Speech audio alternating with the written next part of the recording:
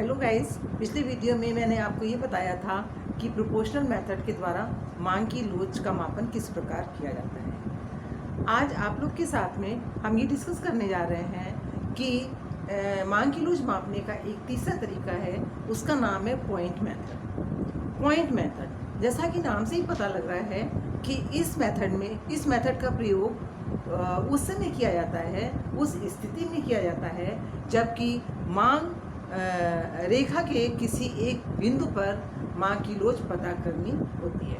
होता क्या है कि मांग रेखा पर अनेक बिंदु हो सकते हैं। इन सभी बिंदुओं पर मांग की लोच एक सी नहीं होती है, बल्कि इन सभी बिंदुओं पर मांग की लोच अलग अलग होती है। अब प्रश्न ये उठता है कि ऐसी स्थिति में जब किसी एक पर्टिकुलर पॉइंट पे हमें मांग की लोच पता करनी है, मांग रेखा के किसी एक बिंदु विशेष पर मांग की लोच पता करनी है, तो उसके लिए क्या मेथड अपनाया जाएगा, उसका मापन, ऐसी स्थिति में मांग की लोच का मापन किस प्रकार से किया जाएगा। जब हम मांग रेखा की बात करते हैं तो अंग्रेजी में इसे कहते हैं डिमांड कर्व और हिंदी में कहते हैं मांग वक्र। जी हाँ, रेखा और वक्र में क्या अंतर होता है पहले ये समझना जरूरी है। देखिए,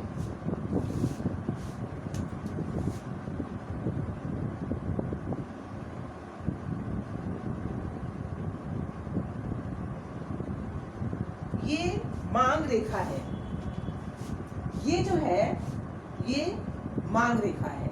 मांग रेखा का मतलब होता है जिसको हम स्केल की सहायता से खींच सकते हैं। स्ट्रेट लाइन वो होती है, सीधी रेखा, स्केल की सहायता से उसे खींचा जा सकता है। और वक्र वो होता है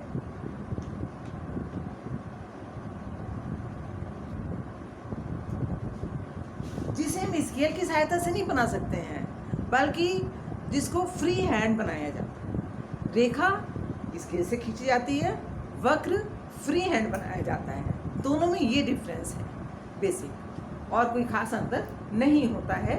दोनों में मांग की लोच पता करने का तरीका पॉइंट मेथड के आधार पर लगभग एक जैसा होता है, बल्कि जो वक्र है उसमें थोड़ा सा एक स्टेप बढ़ जाता है। अदरवाइज सारे स्टेप्स वही रहते हैं जो मांग रेखा के किसी बिंदु पर लोच निकालने के लिए होते हैं।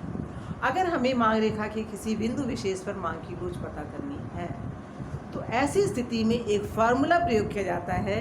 वो फार्मूला है लोअर सेक्टर अपॉन अपर सेक्टर।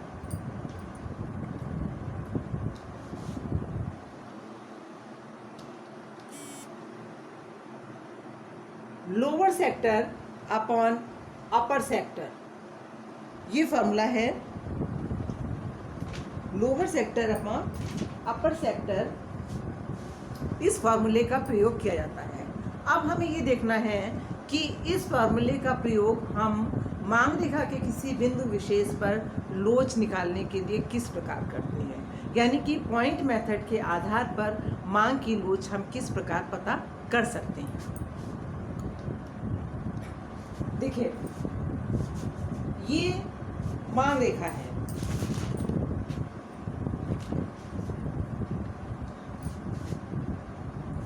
ये मांग रेखा है।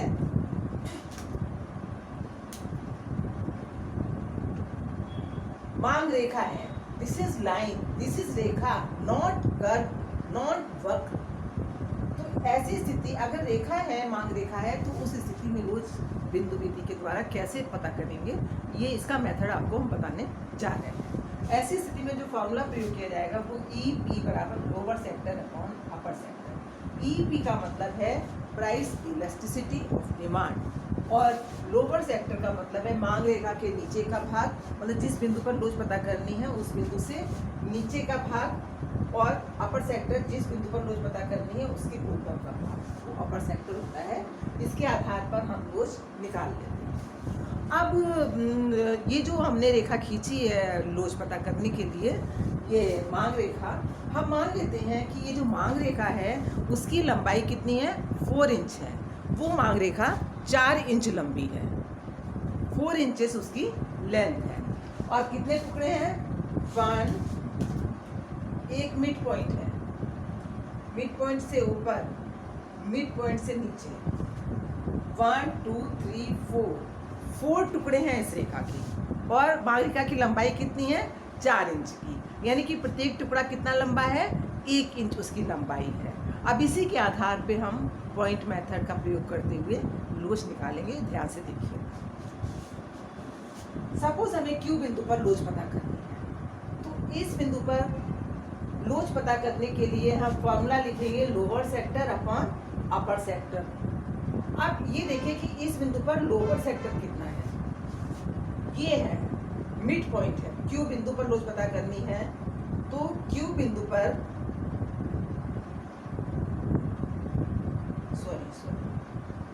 Q बिंदु पर लोच पता करनी है तो इसके लिए लोअर सेक्टर लिखा हमने QP। लोअर सेक्टर कितना है Q से P तक का, और अपर सेक्टर कितना है Q से R तक। Q से P तक ये लोअर सेक्टर है, Q से R तक ये अपर सेक्टर है। तो आपने लिखा लोअर सेक्टर QP, अपर सेक्टर QR।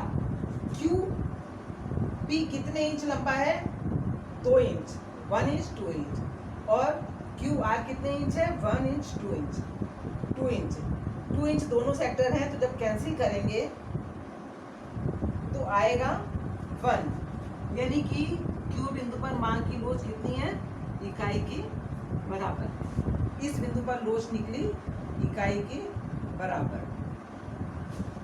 इसी तरीके से आप दूसरे बिंदु यानी Q1 बिंदु पर लोच पता करें। ये Q1 बिंदु है, तो इस बिंदु पर लोच पता करने के लिए आपने फॉर्मूला लिखा लोअर सेक्टर अपर सेक्टर। लोअर सेक्टर कितना है Q1 से P तक, ये लोअर सेक्टर है तो आपने लिख दिया Q1P। अपर सेक्टर कितना है Q1R, तो आपने लिखा Q1R। तो Q1P कितने इंच है 1 2 3 इंच, आपने लिखा 3 इंच, और ये Q1R 1 इंच लिखा आपने। तो जब आपने कैंसिल किया तो आपका आंसर कितना आया 3 आया, यानी इस पर मांग की लोच इकाई से अधिक है। 1 है वो 3 से ज़्यादा है, तो इस पे मांग की लोच कितनी निकली इकाई से अधिक निकली। अब इसी प्रकार से अगर Q2 बिंदु पर आपको लोच निकालनी है तो आप वही फॉर्मूला यूज़ करेंगी लोअर सेक्टर अपॉन अपर सेक्टर। जैसे देखिए Q2 बिंदु पर मांग की लोच बराबर लोअर सेक्टर अपॉन अपर सेक्टर। लोअर सेक्टर कितना है Q2P, तो आपने लिखा Q2P। अपर सेक्टर कितना है Q2R, आपने लिखा Q2R। Q2P कितने इंच है 1 इंच है, आपने लिखा 1 इंच। Q2R कितने इंच है 3 इंच है, 1 2 3 लिखा। तो जब आप इसको कैंसिल करेंगी तो आपका आंसर आएगा 0.33, यानी मांग की लोच कितनी है इकाई से कम है मांग की लोच। मांग की लोच कितनी है 0.33, 1 से कम है, यानी कि Q2 बिंदु पर मांग की लोच इकाई से कम है।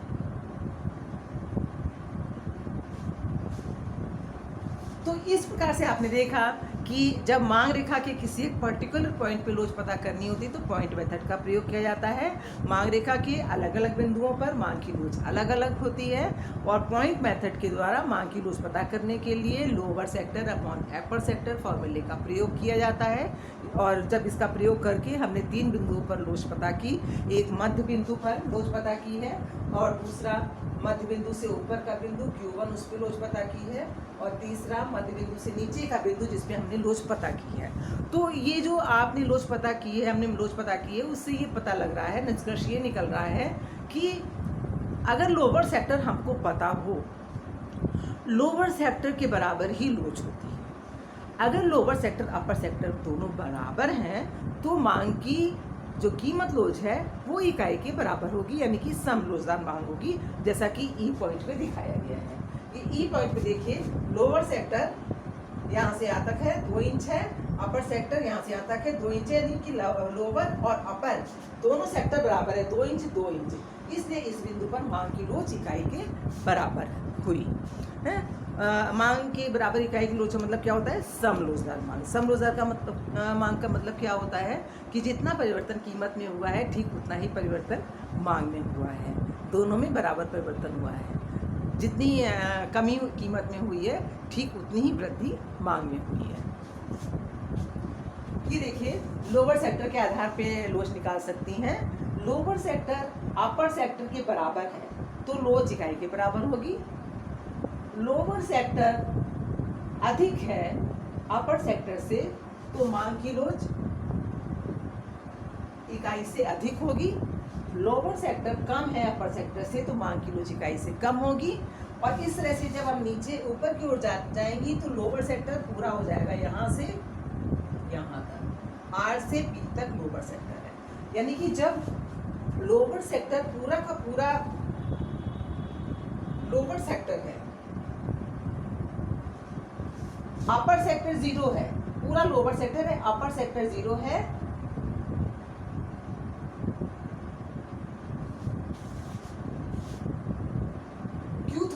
Q3 बिंदु पे क्या होगा, मां की लोच अनंत होगी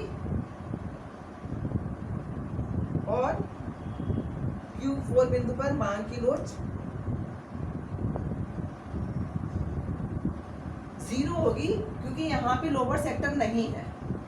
लोअर सेक्टर आप देख रही हैं 0 है, कहाँ पर, Q4 बिंदु पर लोअर सेक्टर तो है ही नहीं, सारा का सारा 4 इंच जो है वो अपर सेक्टर ले गया है, लोअर सेक्टर है ही नहीं। यानी कि ये जो सबसे नीचे का बिंदु है, जो Q4 बिंदु है, इसमें मांग की लोच 0 होगी। और जब ऊपर क्यों जा रही है तो Q3 बिंदु पर आप पहुंच रही हैं। Q3 बिंदु पे क्या है कि पूरा का पूरा लोअर सेक्टर है, 1 इंच 2 इंच 3 इंच 4 इंच इतना लोअर सेक्टर है, इसलिए यहाँ पे मांग की लोच कितनी है, अनंत है।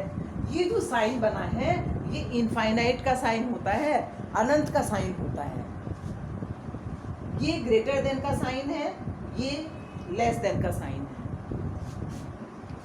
लेस